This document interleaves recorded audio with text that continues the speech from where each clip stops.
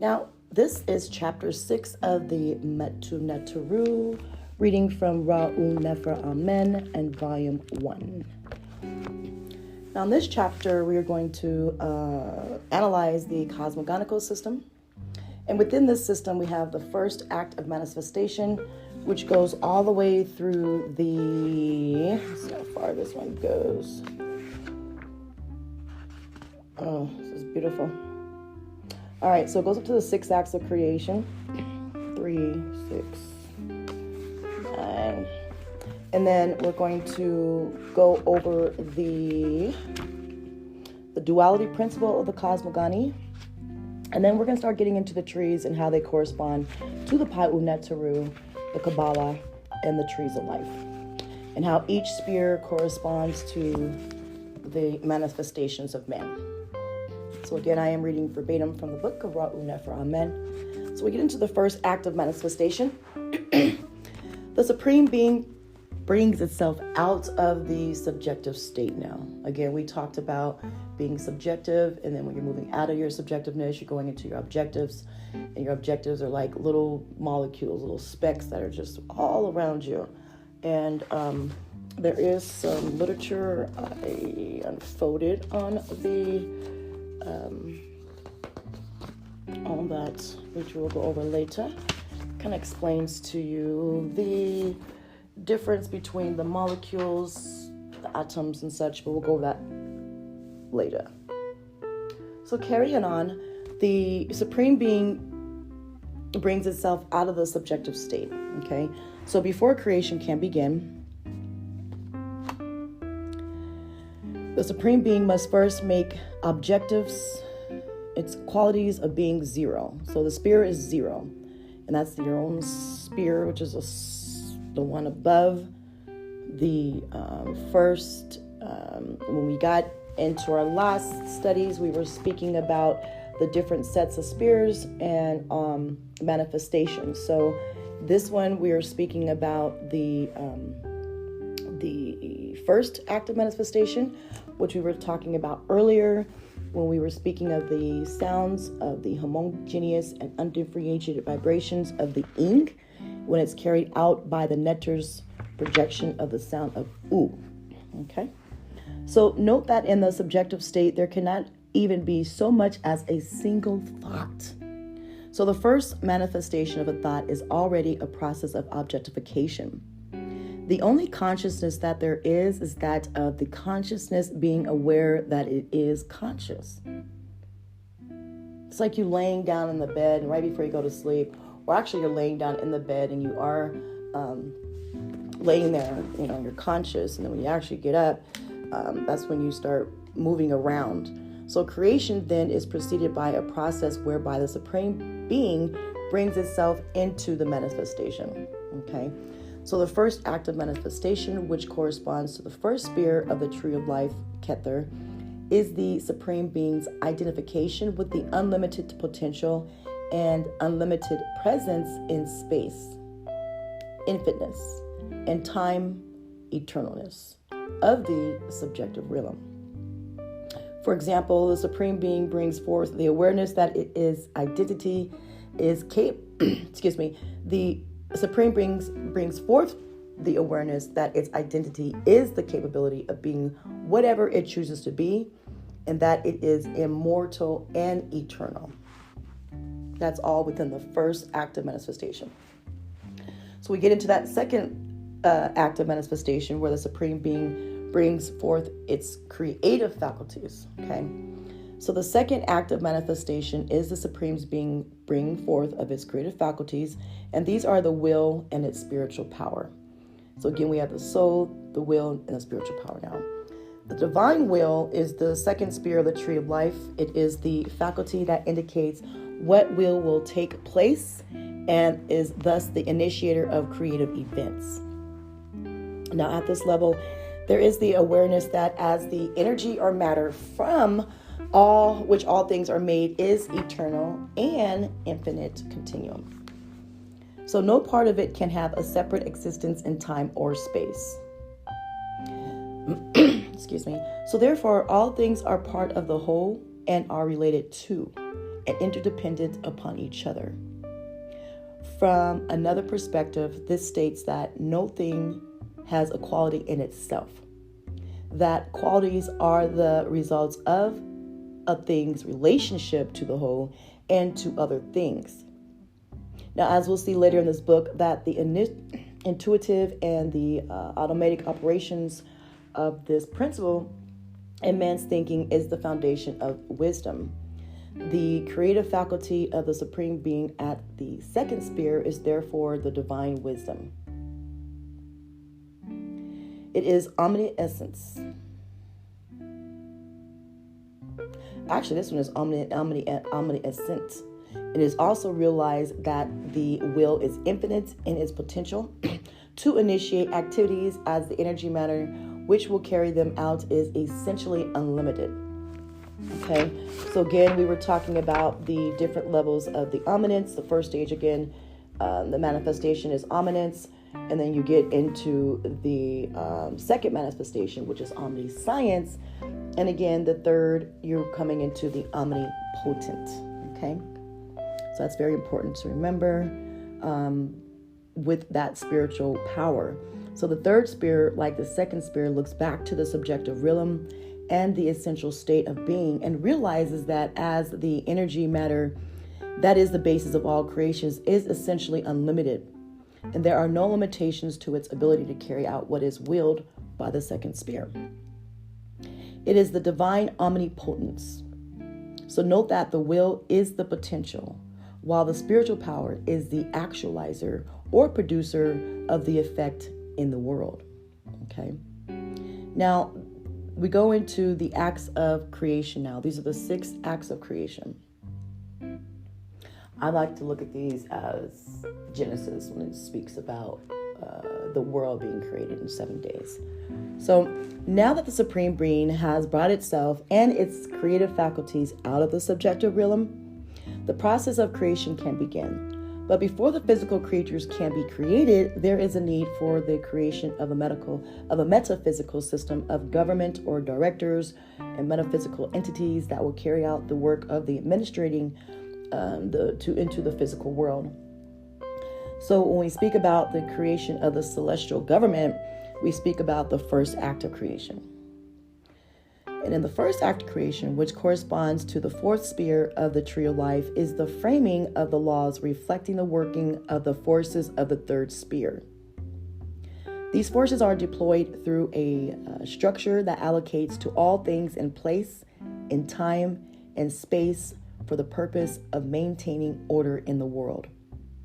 The tree of life, the canons of the divine laws, the cosmogoниes, the mandalas, etc., are the representation of this grand structure.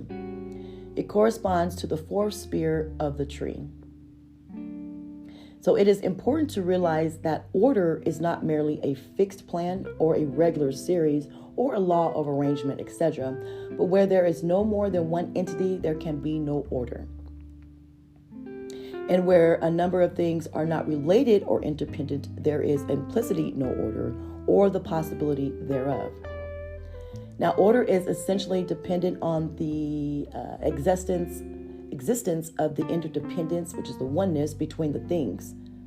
So it means, as far as like safeguarding their mutual dependence. So the full import of this would be to realize when in full consideration is given to the fact that the goal of the creation is the division of a whole, the one energy matter, into an infinitude of parts of things. Okay, and that's all within the first act of creation. When we get into the second act of creation, we speak of it creating means of enforcing order. So now we have the 5th sphere. So no thing can encroach upon each other, yet although things are protected, and the chief's interest is the preservation of the whole.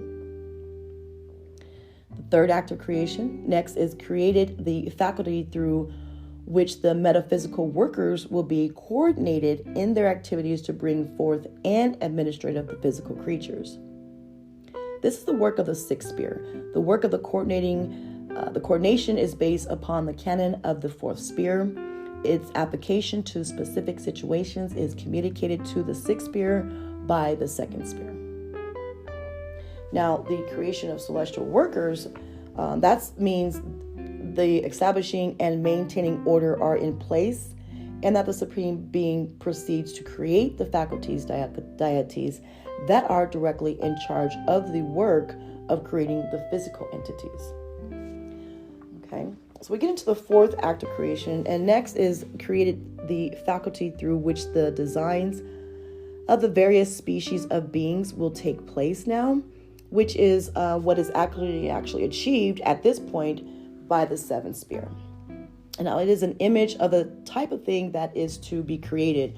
For example, a species of a tiger, for example. So the emphasis of our understanding must be placed on the ordering functions of images. So when we imagine something, although we may not realize it, we are organizing the shaping forces of things or events to a defined objective. The imaginative faculty takes the set forces governing a particular set of events or things and organizes it into a concrete objective image. It is the great celestial designer, inventor, artist, goddess of beauty, harmony, etc. Going into the fifth act of creation now, it is in the preceding stage that we arrive at the design of the species of things, but we know that the species are broken down into individual existence now. So in this faculty, which is the eighth sphere, has the task of making the distinctions that will distinguish each member of a species from another. A tiger from a bear from a lion, or a lion from a zebra, etc. Okay, by creating variations among the parts of things and events. That's all in the fifth. We get into the sixth act of creation. Now, this one's very important because the next faculty created the ninth sphere, and it uses all of the preceding shaping factors to make a vehicle that will serve to coordinate physical energy matter into physical things or events. Okay.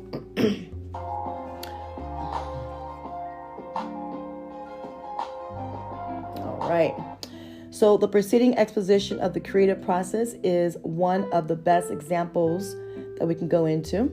But before we do that, we want to go into say how the Kamatian tradition is called the Ka. And in the Hindu tradition, the Jivan Atma. Because of this faculty, it is directly in charge of the organization of physical matter, energy, and to the creature. So it is referred to as the mother goodness creature, the creator of all living and of all earth, Uset, Yamye, Nanya Esse, etc. The preceding exposition of the creative process is one of the best examples of the claim by the Kabbalists that the mythologies and religious scriptures of the nations cannot be fully understood without the knowledge of the Kabbalah. So the above 6 acts or stages of creation corresponds to the original and true understanding that was misrepresented by the biblical version as the 6 days of creation, as we were speaking of earlier. So we must also note that in the mythological symbolism, the wheel, which is the second sphere, is personified as a male, and the spiritual power, which is the third sphere, as a female. Now, this is to be understood by the fact that we are free to express our will to do something at any time in the same manner that a male is always ready to impregnate a female. Our spiritual power, however, is only perspective. Our spiritual power is only receptive to being impregnated at a fixed recurring point in a cycle. So, for example, a woman can only be impregnated at the midpoint between menstruations. So, thus, we can paraphrase the second act of manifestation, the Supreme Being's bringing forth of its creative faculties. As the Supreme Being's bringing forth of its generative organs, and because man is made in the creative likenesses of God, as it says in Genesis 1:26, for example, with the same creative faculties.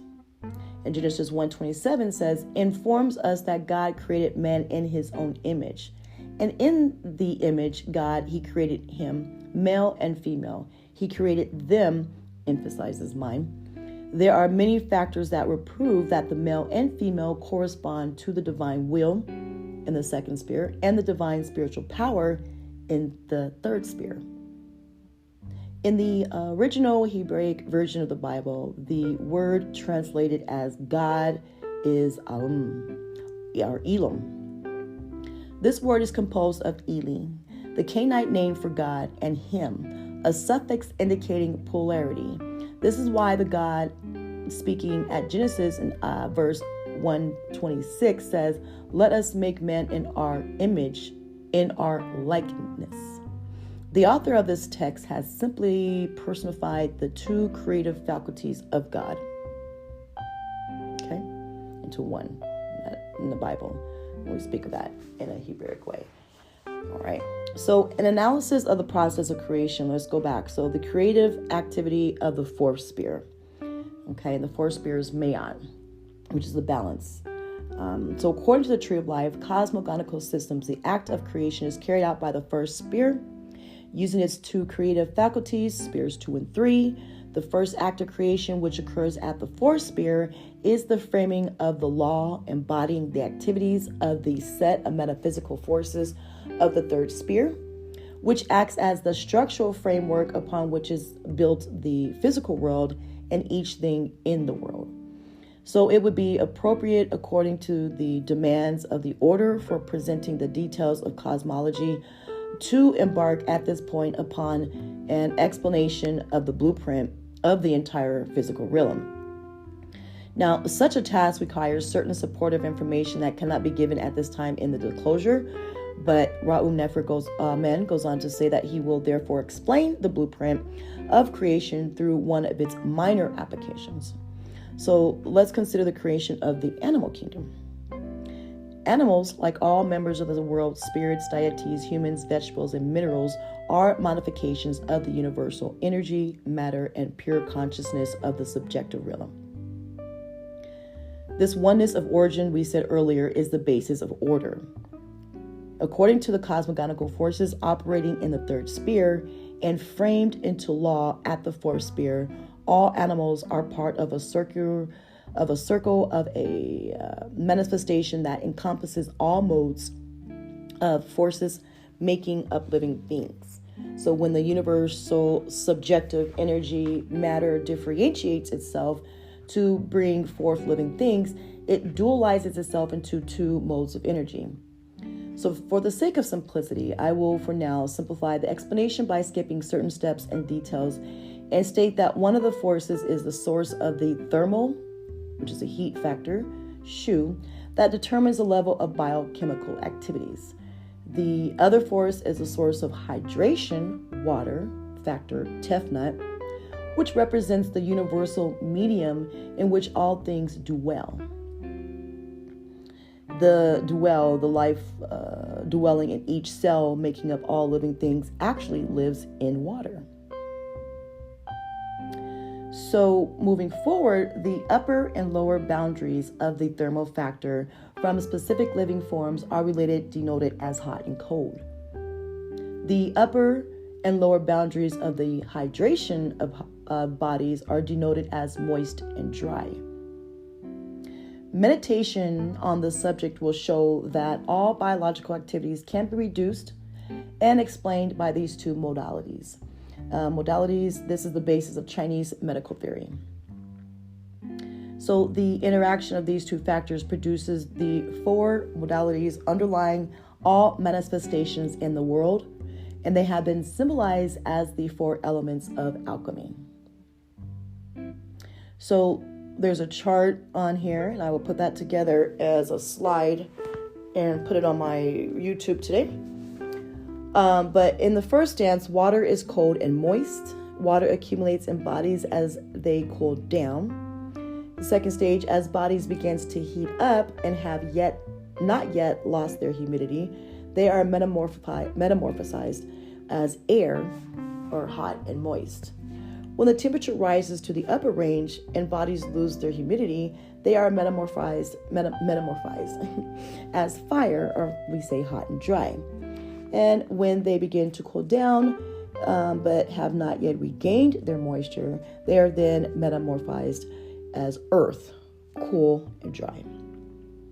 Now, all bodies go through these changes daily with the rise and the falling of the temperature that follows the sun. This is the same that happens during the course of the year. Besides being applicable to the clinical changes that life forms go through, these 4 elements are also used to classification sets for the 4 fundamental types of all manifestations. So thus there are 4 fundamental types or temperaments, temper types or of animals, vegetables, minerals, and humans applied to the types of animals. We get the following. So we have ferocious and non-ferocious. Ferocious, the predators, fiery, hot, dry, tigers, lions, etc., carnivores. The non-predators are airy, hot, and moist, be like the rhinoceroses, the elephants, etc., vegetarians. We go into the non-ferocious. Passive, water, cold, moist, would be like sheep, doves, etc., vegetarians.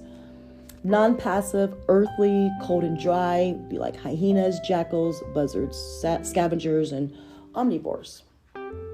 To summarize, in the creation of animals, what is achieved at the 4th sphere is the creation of the 4 temperaments of the animal kingdom. Now, as each of these symbols of temperaments, the elements ties a vast number of types of beings together across lines of jingery and kingdoms. The activity of the 4th sphere is of a synthetical and a analogical nature. A synthetical and an analogical nature. So now we're going to break down the creative activities of the 5th sphere, the 7th sphere, and the 8th sphere. All right, so bear with me. We'll be right back on that.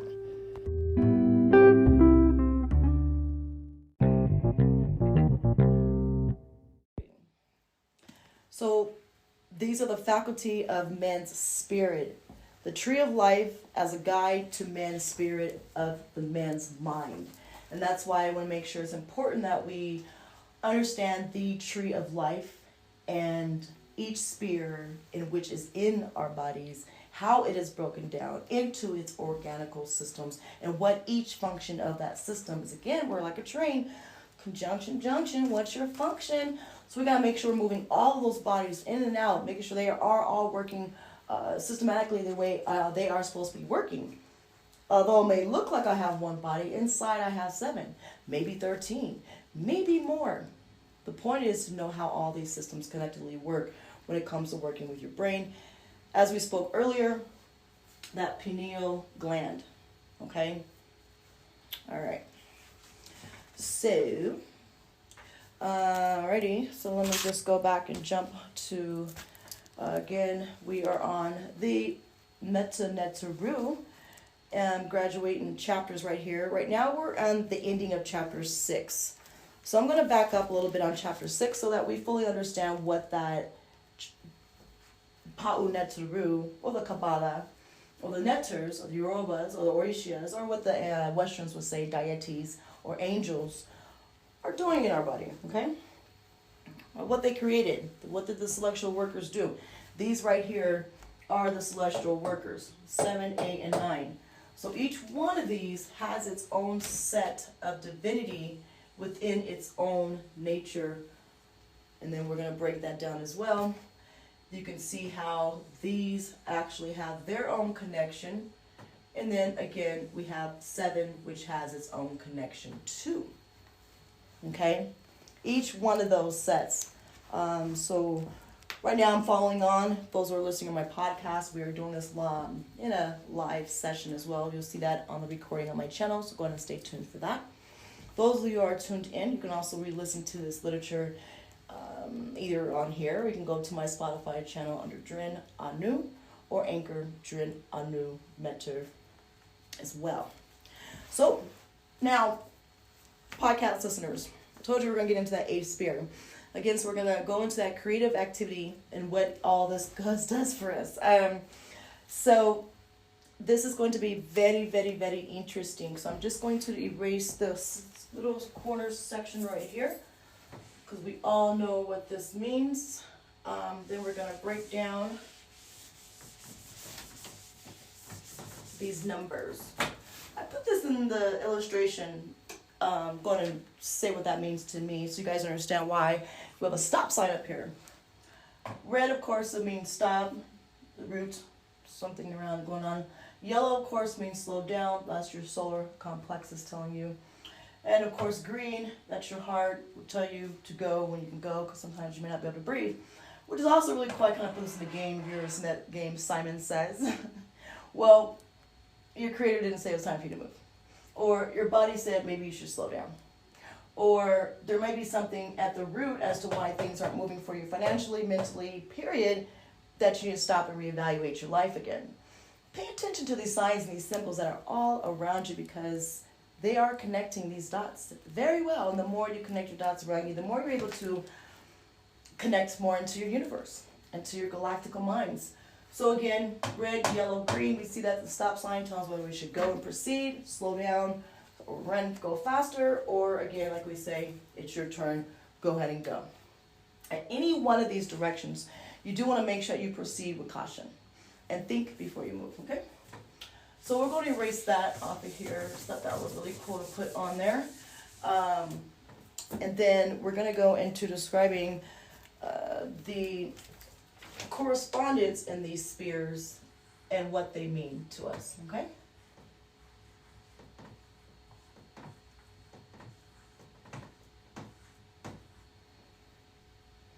Hold on, I write really, really big, so we're going to erase most of those big numbers there, because we already know what the 0 is, right?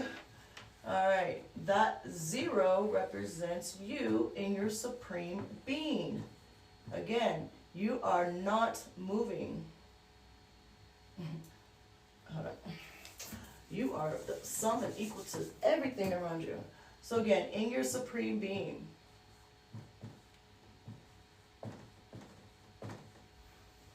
I still can't spell. All right.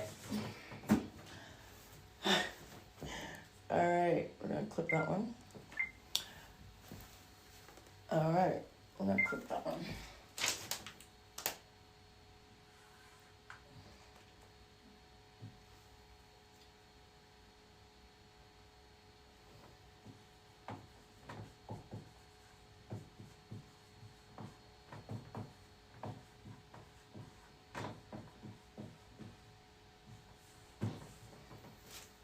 All right, you have unlimited resources.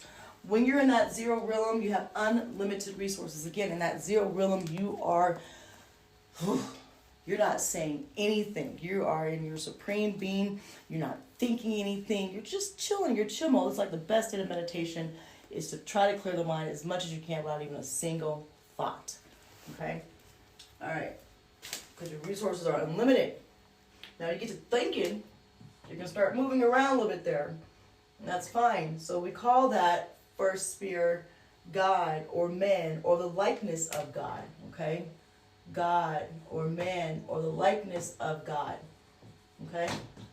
Likeness, as we said in Genesis 1:26 through 27, it is the likeness of God. Okay? All right. So the likeness of God. Then we get into the third sphere, which is, the second sphere, which is the will. Okay? The will. Okay? This is your crown right here. Okay? This is your wisdom. This is your will. This is your power. This is you with legs on. Hold your big old head up, okay? Picture this being a big old circle. Somebody with a big old head, okay? That's you. Because all that is in your pineal gland. As I mentioned this earlier, your pineal gland is like moving into a third eye. You will know consciously where you're at in your surroundings and when you get to moving around, okay? So again, 2 is your willpower. Number 3, we have what they call make, or that's your spiritual power, okay? So we have your will. 3, we have your power. Okay?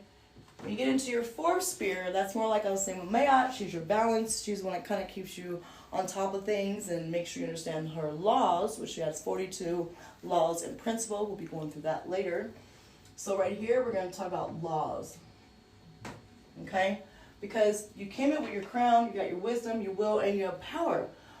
But depending on where you're at, you're going to have laws to wherever you can't restrictively go. But then again, you have your power to go anywhere within your will, and you're wise enough to know how you're moving around.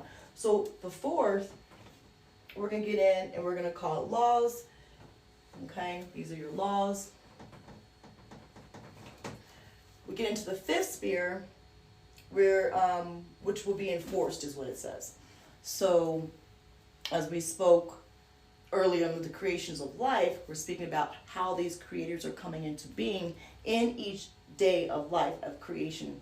So we have 6 acts of creation. Okay, so within those 6 acts, this is what was going on in those 6 acts of creation. In each dynasty or in each tree of life, this was what was being created before humans. So again, when I say when you're thinking about this kind of concept, the perception of the Metu Neteru, you are a robot having to be reprogrammed. There's nothing you don't know other than who and what am I doing with all these. I'm going to explain to you how and what to do with all these. So keep moving. So we have laws, and on the fifth side, we have what we call the enforcers. Those are the ones who are going to start enforcing and moving objects to where they need to be to start getting into your omniscience, right? Because I'm present. Now let's be a little bit more potent here, okay? All right. So they're going to start enforcing. Or we can call them the enforcers, okay? So 5 would be enforcers. All right, so number 6. 6 is like a divinity. It's like going through, to me, I like to say the stake. The Metu Meka. It's not only the word that gives you the power, but it's also your, some say angels, deities, neterus, faculty. This is your creative staff, your systems working inside of you to help you be the best you can be. To tell and show you that you are already the best you can be. So number 6, we call them the coordinators, okay? They're assisted by essentially located in the coordination of, okay, the cosmogonical charts of what we speak about on the podcasting. We're on the 8th sphere, okay? So these again would be called the coordinators.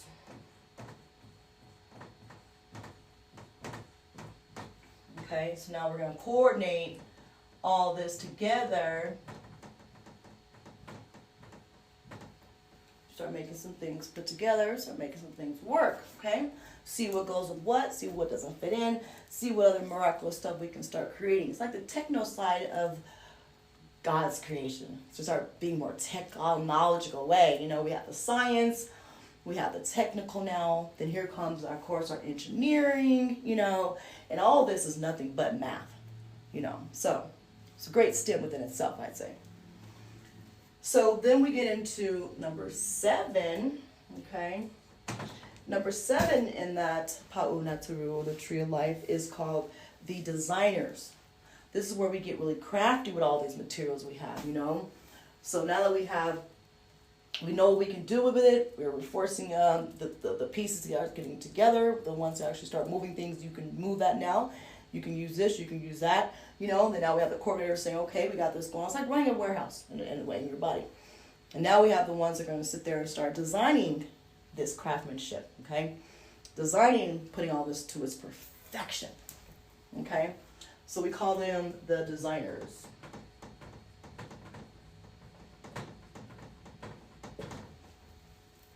So put over here, designers. All right, so now we're on number 8. Okay, so number 8 is Seker. So with Sebek. Keep getting them confused. This is Seker, this is Sebek. they're on the same timeline, but I need to make sure I get this right. As do you, because it could be a lot to remember when it comes to putting all these in order. It's like literally algebra. Then you get into parts of math. I wasn't even a math when I was in high school. I'm like, I can't get up with this. To me, if they would explain it this way, it might have been easier for me to get to that calculus or that trigonometry, so I can actually really longitudinally, latitudinally point myself in the direction of my life of where I need to be, like reading my own Bozzi chart or something, you know? Yes, I'm celestially inclined. But not to go off track. So we have the 8, which again is Sebek, and she is the technician. All right. So again, we're putting stuff together. So Sebek right here, Sebek will be the technician. Hold up, if I can spell again today. Technician. Okay. She's trying to put things together.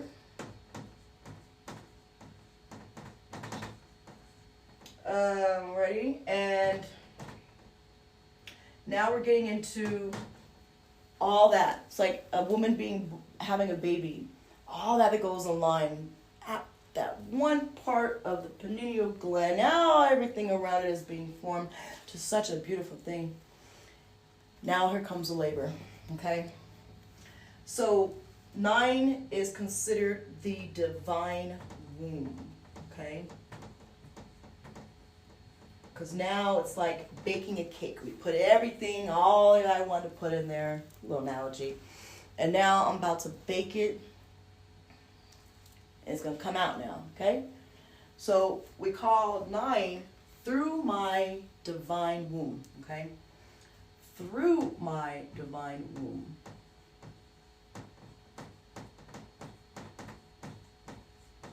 Okay? So if you've seen the picture I illustrated earlier, it was almost as if within that pineal gland, within that brain, within that reptilian to the vegetal aliens, we can see how each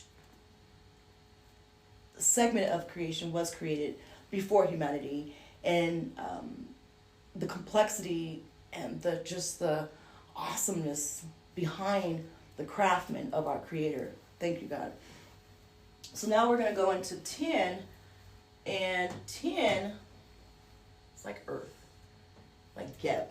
Now it's being, like I said before, it's coming out into the world. It's living now. It's having to go into, like we say, worldly events. So now we have the world. So we're going to call number 10 world or worldly. Okay? Awesome. So there's another way of corresponding to this chart. This is like, again, where we start putting our spheres together. It's like another game we can play. Putting your sets together, setting them up, putting them together so that they are best and can work for you. So another way to define it, again, 0 is always going to be your infinite mark. Number 1, we're going to go into the manifest of yourself as in itself, okay? We can put 2 and 3 together over here, which is your will and your power, which is where you're starting to use your creative faculties around you, because you have the will and you have the power, which means you're being creative with the will and the power in which you have inside you. All right, so then we get into that 4, 5, 6, which is the laws, enforcing and coordinating. We can call that, you start making a celestial governmental, you're starting to administrate your laws and enforcing and coordinating them together. So kind of look at it like that, the way I'm explaining it, because this, again, is your crown. You have the wisdom, you have the power, and you have the will. Everything else, like a Merkabah, spin it around, work with it in each systematical, organical way that which is built inside your body. You can't go wrong. I'm not going to lose you yet, but we'll start breaking down every system and how this correlates to not only our solitary planetary system, as we speak in our solar complex, but we also speak about how it also connects to, like I said, our emotions, and how it also starts breaking down into our stages of life as humans, where we get stuck. And that's why I wanted to make sure we understood where that solar plex was, how are your chakras aligned? How are they not aligned? Like, what in here is not giving you your laws for you to continue on? What in here is not enforcing you to be greater? You know, where is this not meeting up in your alignment of who you need to know that you are? So that's another way of speaking about the Merkaba, because you have this crown that you're wearing, and then we call that the Usarmen, Usa. And then you go into another stage, they would say the Abmen.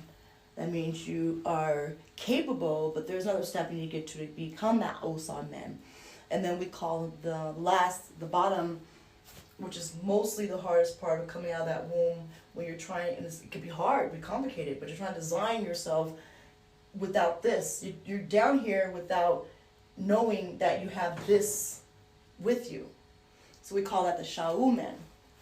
Or some would translate that as crabs in the bucket, or they can't get out, or it's like you don't know how to get out, so you're using every other avenue to get out, but it's the wrong thing. You're ending up in jail. You're robbing your mom, your family, your friends.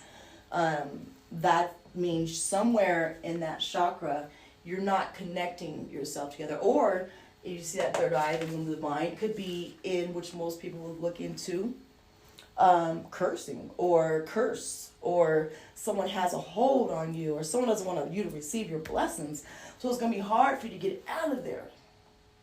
But you have to realize that you are already out of there, because you have a crown, you have the power, and you have a will to move out of that bucket. Here's another way of thinking about that beautiful tree. Oh, wait, hold on. So then let's go into the 4, 5, 6 again, where you have your administrator, your celestial government working with you, as we said. Then you get down into that 7, 8, 9, which is celestial workers, which will shape you. So again, that Shaumen, those celestial workers will shape you to be greater than, or they will shape you to be lesser than what you're thinking you are. Again, flocks of feathers, birds flock together. You might want to change your crew, your environment, or whatever you feel is not allowing you to get out of where you are suffering when it comes to your will, your power, and you holding your crown on. All right. So then here we are out in the world. Here's another way of thinking about that celestial chart. Okay. So let's go back again, and we're looking at 0 again, no things, which implies you don't even exist. Why do you not exist? Because you haven't even stepped out of your womb. You haven't even said anything because you weren't thinking anything. So you're of no non-existence at all when you're in here. I haven't even jumped out of the 0 to make a 1. I could just be reading all zeros until I jump to 1. Stealing. So now I'm moving. Now I have a unity between myself. So 0, I don't matter. But now I'm mattering, because it looks like I'm thinking about moving around, or maybe crafting something up again. So now the unity, I'm building my team within myself. And then I start making things happen between my will and my power. See? Now I have a clear understanding of things going on because I'm in this world. See how we hopscotch that? We went from holding this crown down. This is how we look. This is exactly how you looked.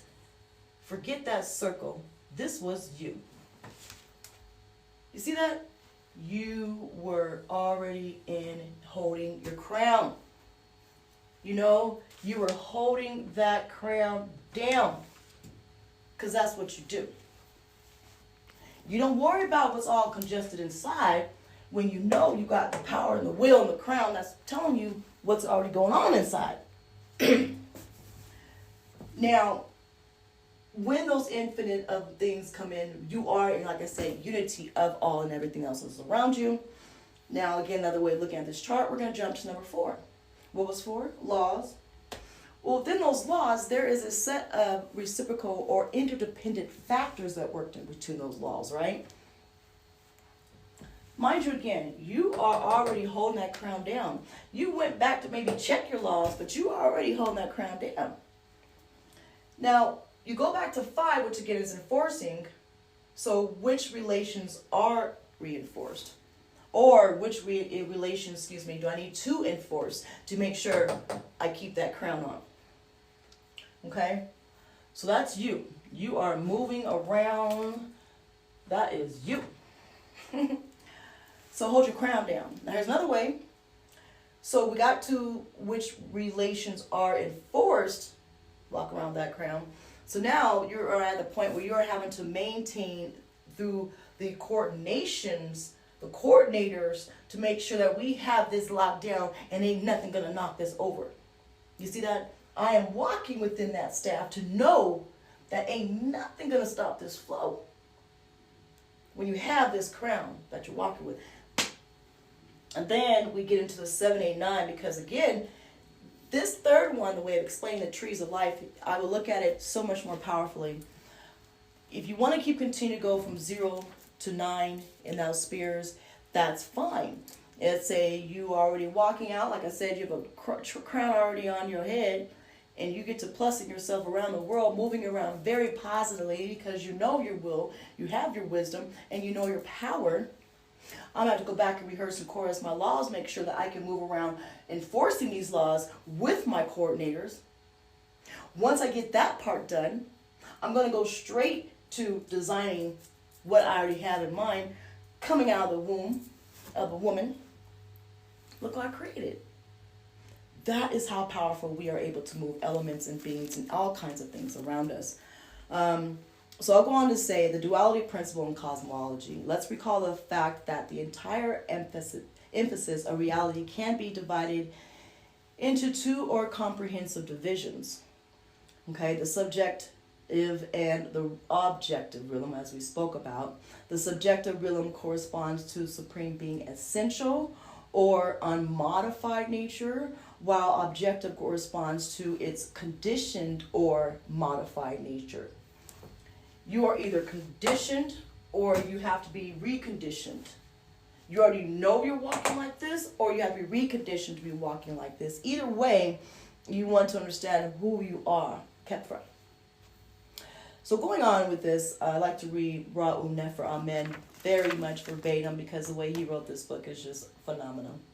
And it connected me to the rest of my books as well, as we'll get into those later. But this is the basics of going anywhere, my people. When it comes to understand the Metu Netzeru, you got to understand what and how all of this connects cosmo and cosmogonically around you. Okay? So moving forward, it says, whatever which was, it was, and it shall must be fall of one of these 2 comprehensive categories. Okay? Subjective and objective.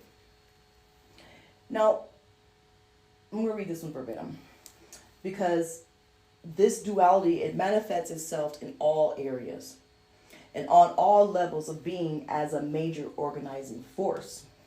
Now, in order to understand God, ourselves, the world, and life, we must be able to identify and understand and live in harmony with the dualization shaping forces in life.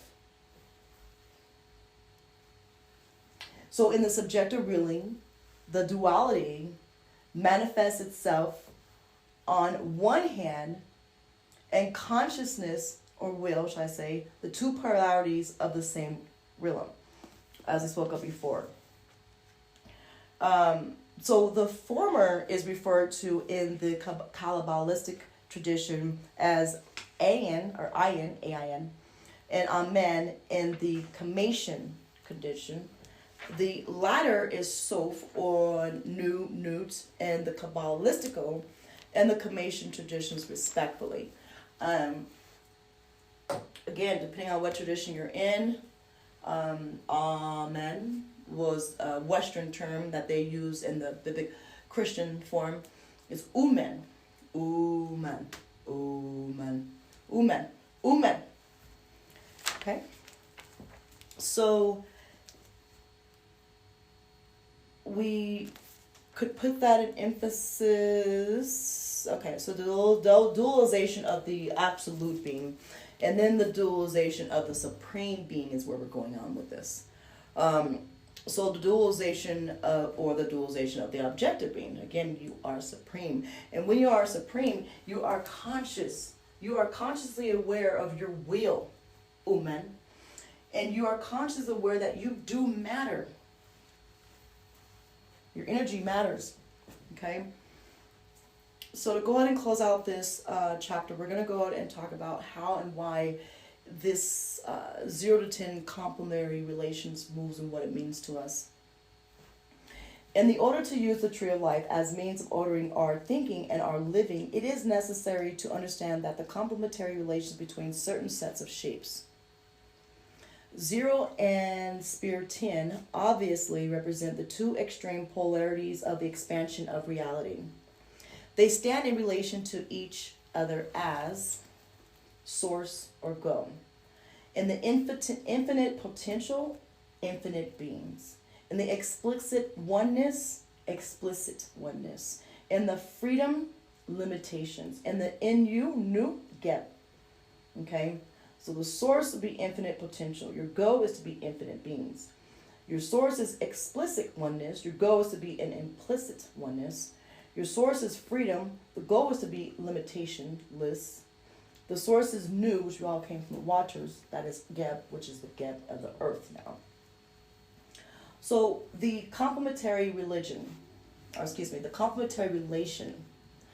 While Sphere 1 looks back to the Sphere realm and identifies with the infinite potential of being of the unstructured energy matter, Sphere 9 as the soul of individual physical creations identifies with each physical being. We shall see later that this duality is the emphasis of individualism, of human consciousness unto self and person, or higher and lower selves, or the alter ego versus the ego. Selfishness versus selfishness. That has not escaped the attention of many spiritualists and psychologists. So in the Kemetic tradition, it is well known complement of Usar and Uset, which in the Greek Western are known as Isis and Osiris. Thank you. So when we get into the 2 and 8 complementary relations, we speak of Sphere 2, again, which is the will, the wisdom faculty. It is concerned with the interdependence and relationships, unity between things and their place in time and space. This is why Sphere 8 is so important when it comes to the technical parts. Technically, everything has to be done correctly, you know. But that is the linear logical faculty, and it is concerned with the creating of differentiation. It is the disunity sometimes because between the members of the same species, they may vary in their parts. Okay? So the former is integrative while the latter is segregative. In addition, the thought processes of Sphere 2 are purely abstract, while that of the 8th sphere is concrete. Okay? Again, they're working together. So now we're going to think about the 3 through 7 when we're working on complementary relations. You can move all around this chart. The go is to have that crown on. It's like a hopscotch board. You just went from straight over there. So this is the complementary. We've been going through 3 to 7 relations. Okay, so power, laws, enforcing, coordinating, designers. Okay, the subtle parts, the atoms, the electrodes. Okay, making up all things are in a state of constant vibration. Okay. The Western science informs us already, but all vibrations generate sound waves in one medium or another. We can paraphrase the foregoing by stating that sound waves underlie the structure of all things and events. Now, this has been known by African spiritual scientists since prehistoric times, who have taught that the 3rd sphere is the vehicle from where is generated the sound waves that underlie the create, maintain, and destroy. The structure of all things and events in the world, okay? The 3rd sphere. Power is the third sphere. So we can see how that can definitely destroy the world when someone has too much of it, or it's not used creatively as it should be to come when before it gets orchestrated to come out of this divine womb, because it's still a system. But if it's moving in that way, then the only way we're going to do is, that's where a lot of the negative thoughts and the negative images and things that you see going on in the world, because someone has too much power and they're not using their, I like to say, inner systems correctly to promote good for others. Or like I said, you can skip and hopscotch and become something that you don't want to be because you didn't want to learn how to get there properly. You wanted and chose to cheat. You wanted and chose to lie and steal. And then here's the product of the womb again, okay? So it goes on to say that these sounds are the words of power. The mantras, the heku, etc. Spiritual cultures. Words of power have a special relationship with the faculty of imagination when it comes to the seventh sphere. Designing, do we want to design a rocket bomb or do we want to design a big teddy bear that gives out hugs? Love. So, as anyone who has successfully worked on a mantra knows that there are chanting them results in the filling of spheres of awareness with a certain set of images that are specific to each mantra.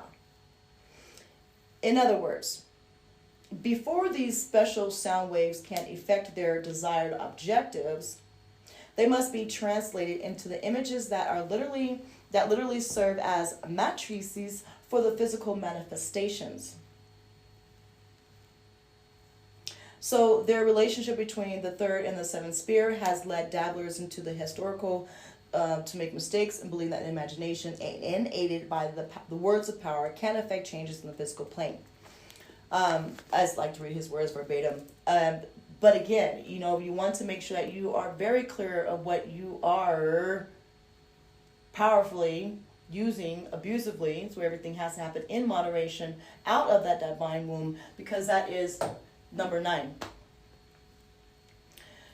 And all events, talents, etc. in a person's life are created by the sound waves, which are the mantras, all and everything. So I really feel passionate about the world peace. The only way to get to that world peace is to literally think peace.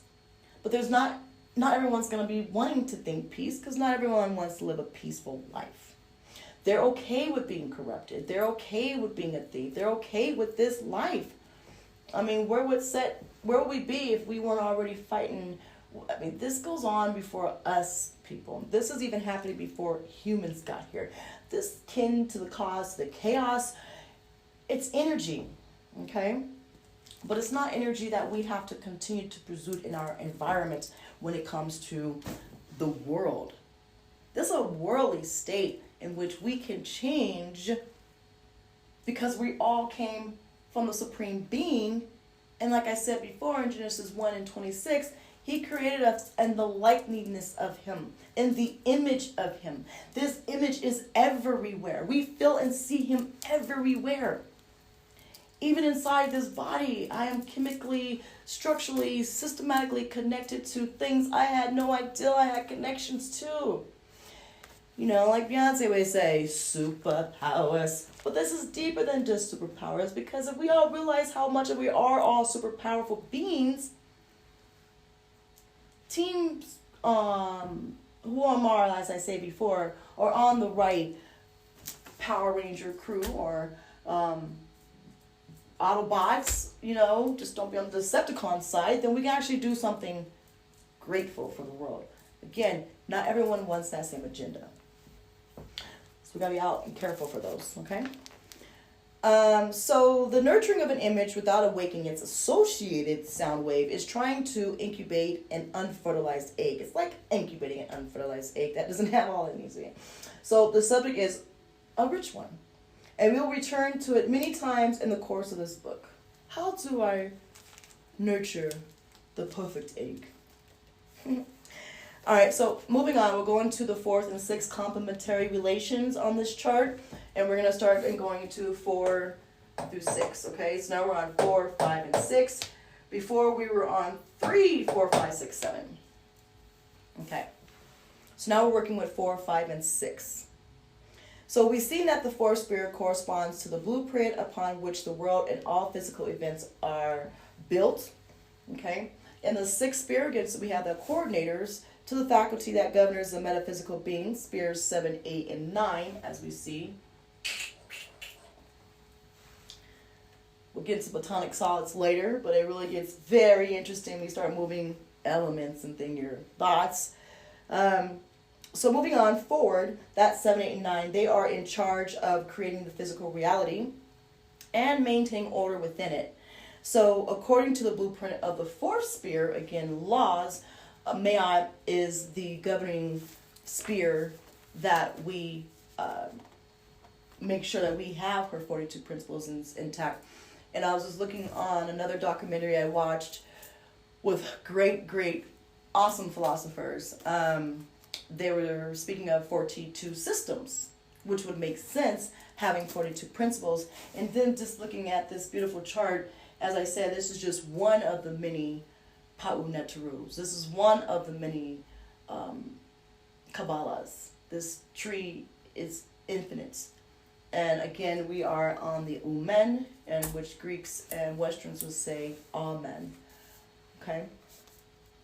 So that defines the correlations between the fourth and sixth. Just to sum it up, they are the ones who physically are working in this area before it comes out. This is not controlled by one. This is by all of us. We all have the power to change before the lotus flower, grows next year. It's like a harvesting system. Is why we're working on changing the calendar, because every day, every moment matters for these to become the way our subjective being created it and wanted it to be in his image. Where it went wrong along the timelines and all kinds of kins and chaoses and Big Bang theories, we can understand why. But the most important thing is understand how, who, Ketra, so we can work on changing these moments. Speaking of, we go to the fifth sphere, which is Haru Kahuti, Shamuel, enforcing, fifth sphere. So the tree of life shows that the creative process of the world is based on a plan in which all things in the world are modifications of one and the same material substance and being. Although they are different in their needs, mode of existence, and appearance, they are all parts of one whole. The equilibrium between this oneness at the top and the differences on the bottom must be maintained. This is the functions of the fifth sphere. As above, as below. In order to carry out the meditating role, the fifth sphere must be unrelated to all of the others. It is thus hoisted at the exact center of the entire span of reality. If you were to go from 0 to 10, okay? So now we're going to count from 0 to 10 and put this more into perspective. If we think about it, 5 is going to still be in the middle, okay?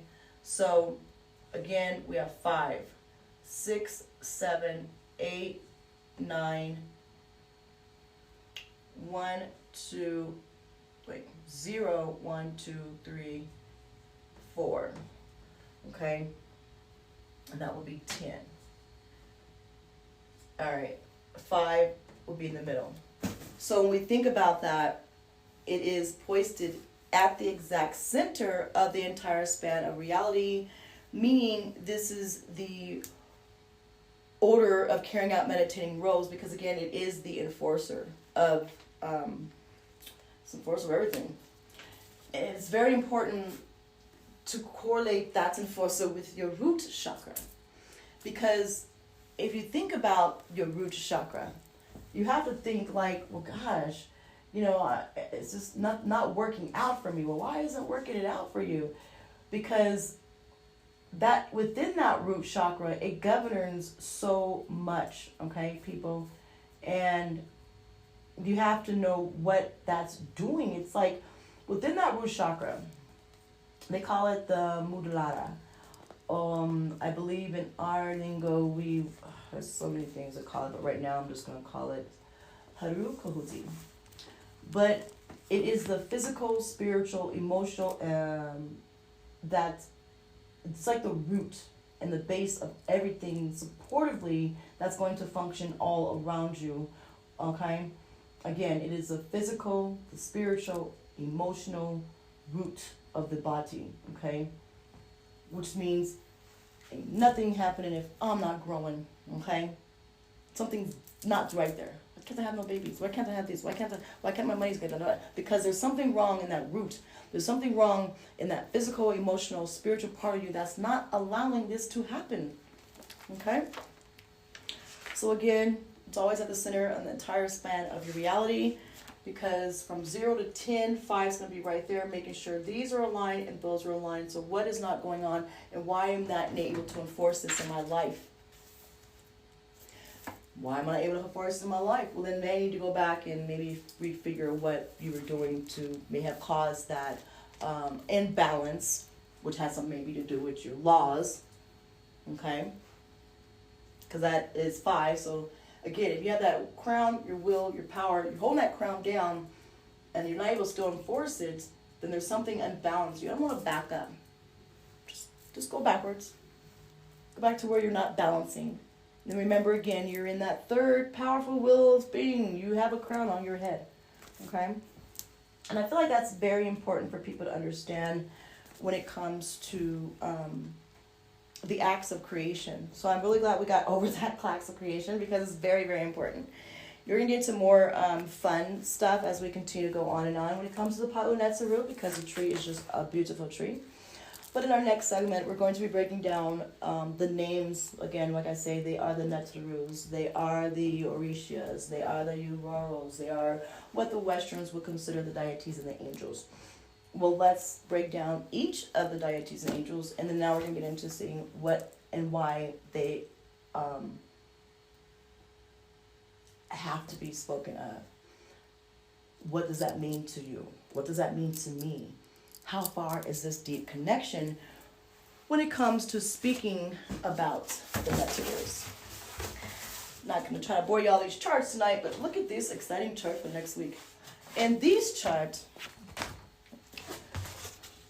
this chart we're going to talk about, it has each correlation to the planetarian in which it coincides with.